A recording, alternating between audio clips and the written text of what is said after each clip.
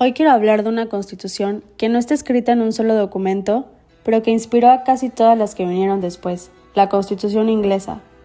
En 1215, los nobles ingleses dijeron basta, y forzaron al rey Juan a firmar la Carta Magna, un texto que por primera vez en la historia limitó el poder del monarca y estableció un principio básico: nadie puede ser juzgado sin un juicio justo. Años más tarde, en 1679, surge el Habeas Corpus Act, una frase en latín que cambió la justicia para siempre. Trae el cuerpo ante el juez, es decir, nadie puede ser arrestado arbitrariamente. Suena lógico hoy, pero en ese tiempo era un acto de resistencia contra el abuso del Estado. En 1689, tras una revolución sin sangre, nace el Bill of Rights, y por primera vez aparecen conceptos como la libertad de expresión parlamentaria, la prohibición de castigos crueles y el control del poder mediante leyes. Eso ya no era solo política, era el comienzo de algo mucho más grande, la idea de que el poder debe tener límites y las personas derechos. Todo este legado británico inspiró la independencia de Estados Unidos, la Revolución Francesa y más adelante la Declaración Universal de los Derechos Humanos en 1948. Así que no, la Constitución inglesa no está en un solo papel, pero sembró las raíces del derecho a no ser torturado, a ser escuchado y a vivir libre, porque los derechos humanos no nacieron de un solo grito, sino de siglos de pequeñas victorias, como esas que comenzaron en la vieja Inglaterra.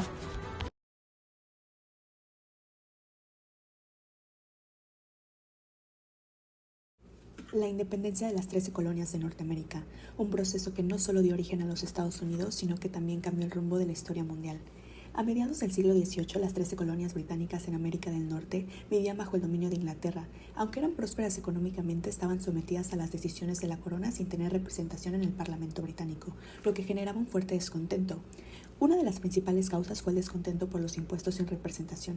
El caso más famoso fue la ley del té, que provocó el motín del té de Boston en 1773, cuando los colonos arrojaron cargamentos de té al mar como protesta contra Inglaterra. El conflicto estalló en abril de 1775 en las batallas de Lexington y Concord. Ahí se dio el famoso disparo escuchado en todo el mundo, que marcó el inicio de la Guerra de Independencia. En 1776, Thomas Paine publicó el panfleto Common Sense, que fue clave para convencer a muchos colonos de romper definitivamente con Inglaterra. Ese mismo año, el 4 de julio de 1776, el Congreso Continental aprobó la Declaración de Independencia redactada por Thomas Jefferson, que proclamaba la libertad de las colonias y sentaba las bases de un nuevo país. La guerra no fue fácil. Un punto decisivo fue la batalla de Saratoga en 1777, donde los colonos lograron una victoria que motivó a Francia a unirse a su causa. Finalmente, en 1781, con la victoria en la batalla de Yorktown, las tropas de George Washington, apoyadas por Francia, lograron derrotar definitivamente a los británicos. La independencia se reconoció oficialmente con el Tratado de París en 1783, donde Inglaterra aceptó a los Estados Unidos como una nación libre y soberana. La realidad es que la independencia de las 13 colonias tuvo grandes consecuencias. Nació un nuevo país, los Estados Unidos de América. Se redactó una constitución innovadora en 1787 con división de poderes y derechos fundamentales, y se consolidaron valores como la libertad individual, la democracia y la soberanía popular. Sin embargo, la independencia no benefició a todos por igual. Persistieron las desigualdades, especialmente para los pueblos indígenas y los esclavos africanos. Pero, al mismo tiempo, este proceso inspiró a otros pueblos. Fue una chispa que abrió camino a grandes transformaciones, como por ejemplo, la Revolución Francesa de 1789. 1789. Francia vivía una profunda fractura social, privilegios reservados al clero y a la nobleza frente a un pueblo agotado por el hambre y los impuestos. Ese contraste abrió paso a uno de los momentos más trascendentes de la historia, la Revolución Francesa, el punto en que los derechos dejaron de ser un privilegio para empezar a concebirse como universales.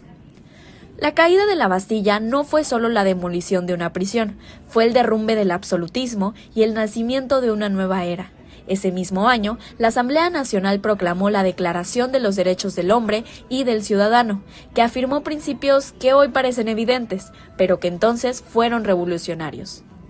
Libertad, igualdad, seguridad, propiedad y resistencia a la opresión. Por primera vez se declaró que la soberanía no provenía del rey, sino de la nación. Sin embargo, no todos fueron incluidos.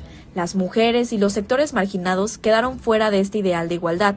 Fue entonces cuando Olympe de Gouges alzó la voz en 1791 con la Declaración de los Derechos de la Mujer y de la Ciudadana, denunciando con valentía la exclusión y exigiendo que la igualdad alcanzara también a ellas.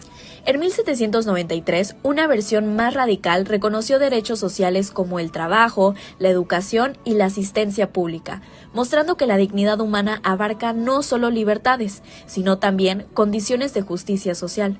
Aunque esa etapa se vio ensombrecida por la violencia del terror, abrió el camino hacia una visión más amplia de los derechos.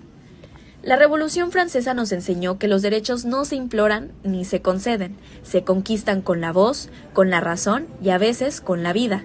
Aquellos hombres y mujeres de 1789 abrieron una puerta que nunca volvió a cerrarse. Su legado late en cada constitución, en cada lucha social y en cada defensa de la dignidad humana. Recordar la Revolución Francesa no es mirar un pasado distante, es escuchar el eco de quienes, aún en medio del hambre y la guillotina, creyeron que otro mundo era posible. Y ese eco hoy sigue llamándonos a no olvidar que los derechos humanos son la mayor conquista de la humanidad.